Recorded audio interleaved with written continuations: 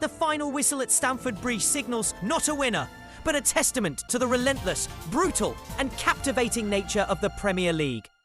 A 1-1 draw between Arsenal and Chelsea, two London giants locked in a tip-of-the-table clash, ultimately feels like a fair reflection of a match that was less about tactical perfection and more about raw desire.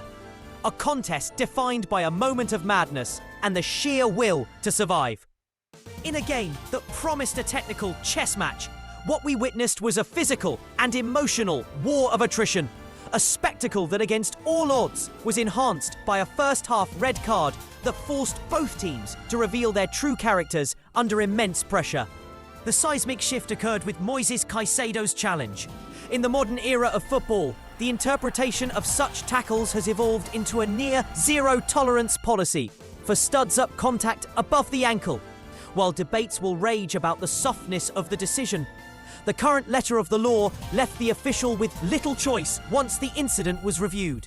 The initial yellow card from Enzo Maresca's half-time response was not one of damage limitation, but of recalibrated ambition.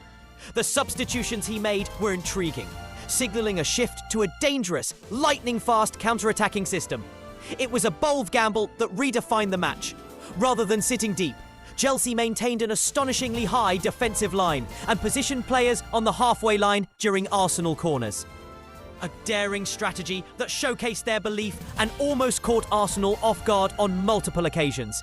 This refusal to surrender initiative, even with a numerical disadvantage, transformed the game from a potential siege into an end-to-end battle. A credit to Chelsea's aggressive identity this season. The spectacle, contrary to being ruined, was amplified by this fearless approach. To Arsenal, this was a performance of pragmatism over panache. They were far from their fluid, dominant best.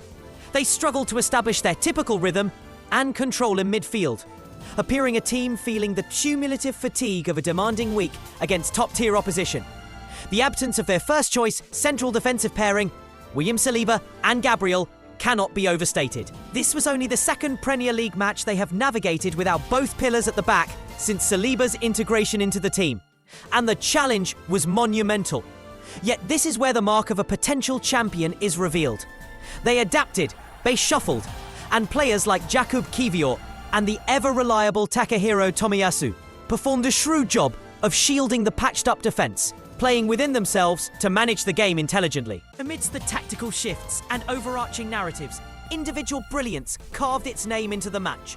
For Chelsea, Reece James delivered what can only be described as a man-of-the-match masterclass from an unfamiliar midfield role. His performance was a tactical revelation, showcasing a complete skill set. He seamlessly dropped between central defenders to form a back three in build-up phases, engaged in a compelling physical duel with Declan Rice, and demonstrated his trademark technical quality with raking crossfield passes that switched the point of attack. His versatility and footballing intelligence were on full display, a reminder that when fit and available, he ranks among the most complete players in the league. His corner delivery for the headed equaliser was merely the exclamation point on a phenomenal individual display. On the other side, Declan Rice had his own moments of immense importance for Arsenal. While perhaps not at his most metronomic in possession, his defensive interventions were world-class. There was one particular moment, a last-ditch telescopic leg extended to dispossess an attacker cleanly in the penalty area. That was a goal-saving challenge of the highest order.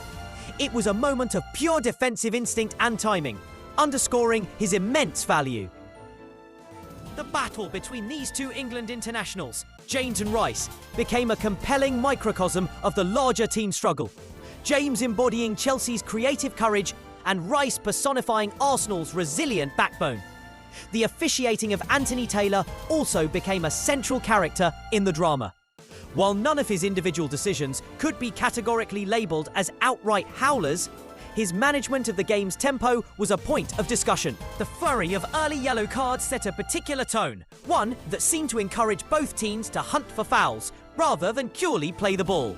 This can sometimes lead to a fractured stop-start contest where the flow is compromised. The question is not so much about the correctness of the calls, but whether a different approach to game management from the start could have fostered a more continuous spectacle. It was a performance that will be analysed for its impact on the rhythm of a high-stakes London derby. In the final analysis, the points were shared, and both teams will find reasons for satisfaction and frustration. Chelsea will look at their performance with 10 men and wonder what might have been had they maintained a full complement of players, believing they had the measure of an off-colour Arsenal. The spirit, the tactical boldness and the point earned will feel like a victory in itself. For Arsenal, this was a classic case of a result outweighing the performance. To navigate a brutal run of fixtures, to lose their two most important defenders, and to still emerge with a point from Stamford Bridge is the hallmark of a team with title-winning mettle. They were not at their best, but they found a way. This match was not a work of art, but it was a monumental display of heart, a brutal and beautiful reminder of why the Premier League captivates the world.